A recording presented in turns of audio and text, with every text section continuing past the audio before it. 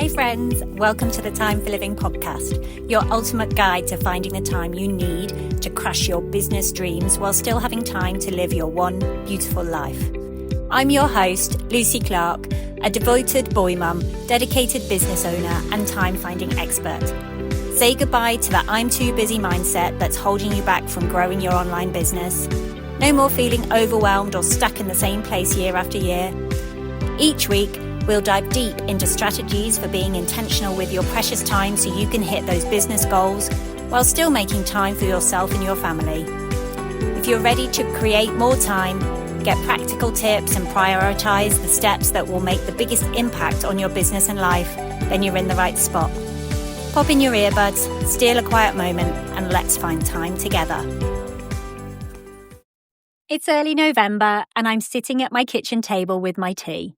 The house is quiet, it's still dark outside, and I'm doing something I want to tell you about. I'm pre-recording my December episodes right now, before the chaos of the holiday actually hits, because I know what December is going to be like.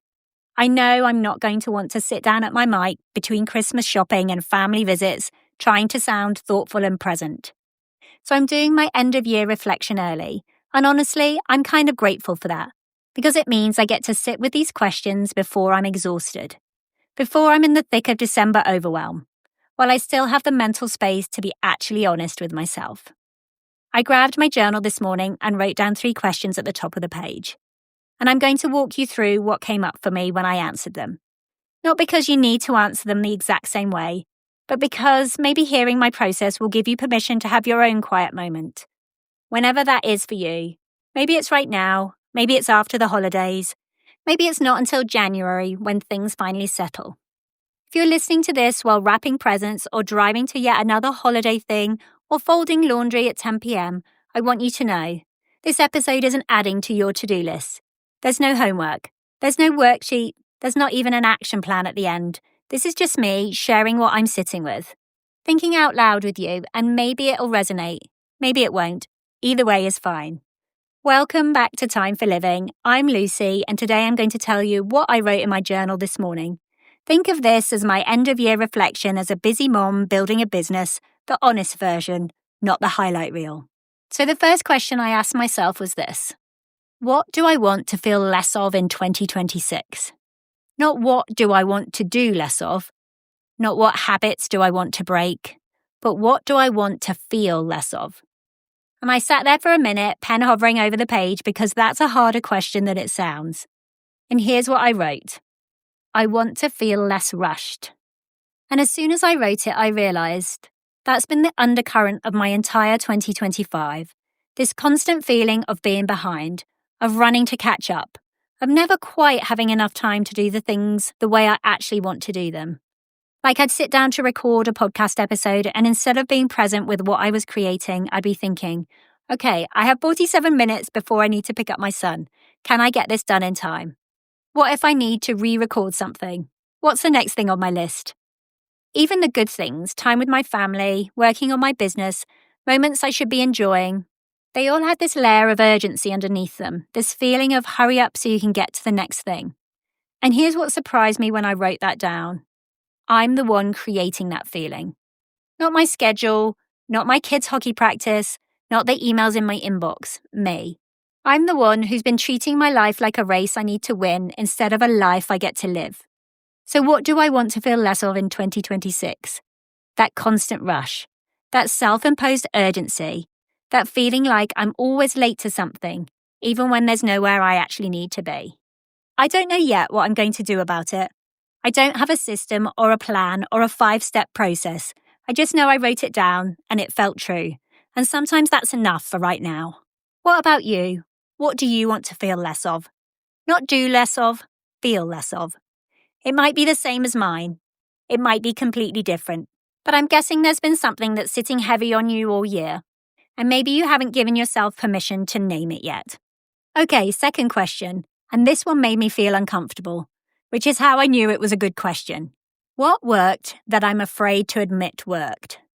I stared at my journal for a full 2 minutes before I wrote anything, because admitting what worked means admitting what I should probably keep doing. And sometimes we resist that because it means letting go of the fantasy version of how we think things should work. Here's what I finally wrote. Doing less worked. Specifically, focusing on one habit instead of 10. Working on my business in 15-minute pockets instead of waiting for full days. Posting 3 times a week instead of daily. Saying no to opportunities that didn't align with my one big goal. All year I kept thinking, this isn't enough, I should be doing more, other people are doing more, successful people hustle harder than this. But you know what actually happened? I recorded 52 podcast episodes this year, every single week. I built consistency in my business. I didn't burn out. I was present with my family. I actually enjoyed most of my days instead of just surviving them. And I'm afraid to admit that worked because it means I have to let go of the story that more is better. It means I have to stop comparing my business, built in 15-minute pockets scattered throughout my day, to someone else's 8-hour-a-day business. It means I have to trust that small and consistent actually beats waiting for big blocks of time that never materialize, even though our culture tells us the opposite. Here's the other thing I wrote that I'm afraid to admit. Rest worked. The weeks I took completely off, I came back stronger. The days I stopped working at 3 p.m. to just be with my kid, I had more creative ideas the next morning. The nights I went to bed at 9:30 instead of staying up to get ahead, I woke up ready to actually do the work. But admitting that rest worked means I have to stop glorifying exhaustion. And that's uncomfortable because I've spent most of my life believing that tired equals productive. So here's what I'm sitting with.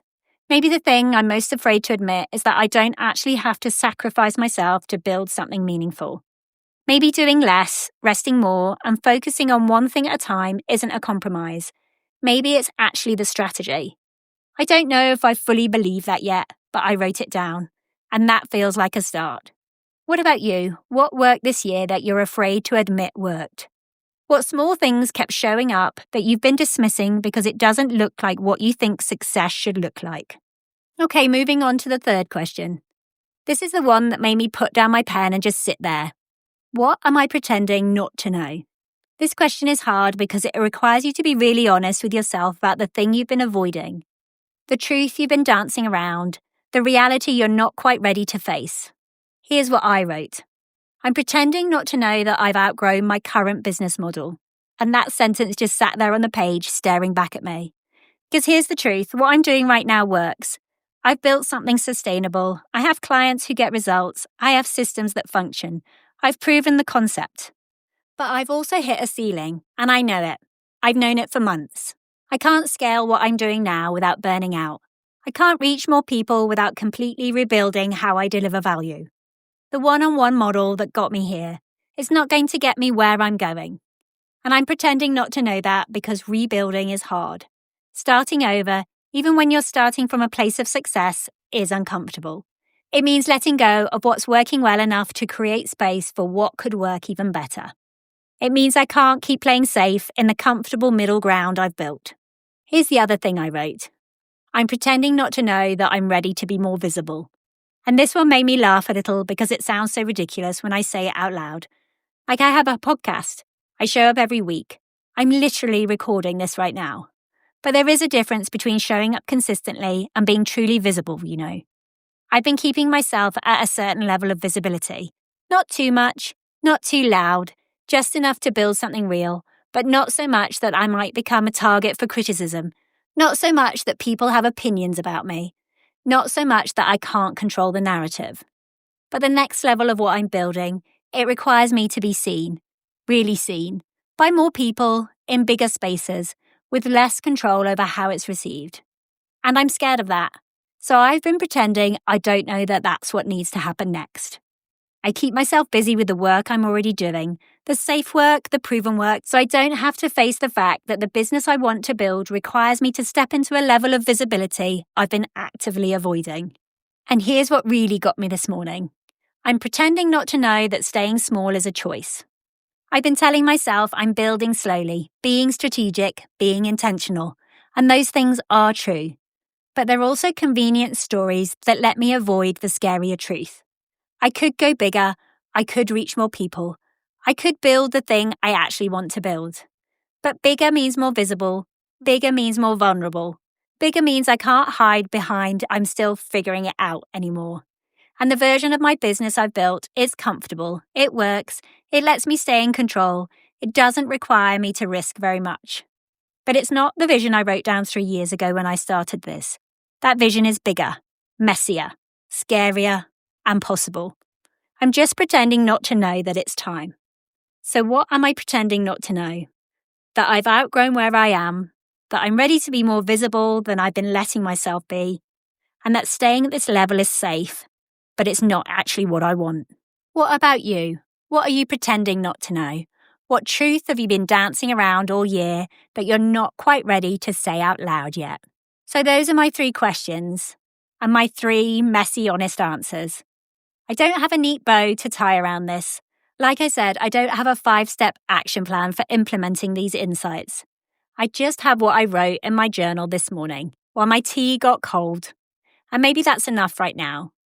You know what I love about these questions? They're not about productivity. They're not about optimization. They're not about squeezing more out of yourself or doing better or being more. They're just about being honest. About sitting with where you actually are instead of where you think you should be. About naming the things you've been avoiding. About giving yourself permission to want what you want and feel what you feel and admit what you know. So here's my invitation to you. And it's genuinely an invitation, not an assignment. Find your quiet moment. Maybe it's early morning with your coffee. Maybe it's late at night after everyone's asleep. Maybe it's in your car in the school pickup line with the radio off. Whenever you can grab 15 minutes of just you and your thoughts and ask yourself these 3 questions. What do I want to feel less of in 2026? What worked this year that I'm afraid to admit worked? And what am I pretending not to know? You don't have to share your answers with anyone. You don't have to do anything with them. You don't have to plan for what comes next. Just write them down, sit with them, see what comes up. Because sometimes the most productive thing we can do is stop producing and just be honest with ourselves for a minute. Take care of yourself this week, find your quiet moment, and be honest with what comes up. I'll see you next week, and until then, keep making time for living. Hey friends, thank you so much for tuning in to the Time for Living podcast today. If this episode inspired you to take action and save time, I'd be so grateful if you could leave a written review and subscribe over on Apple Podcasts. Your feedback means the world to me and helps us reach even more amazing people like you. If you know a friend who needs to hear this message, share this episode with them. And remember, your time is precious, so make every moment count. Until next time, keep dreaming, keep living, and keep making time for what matters most.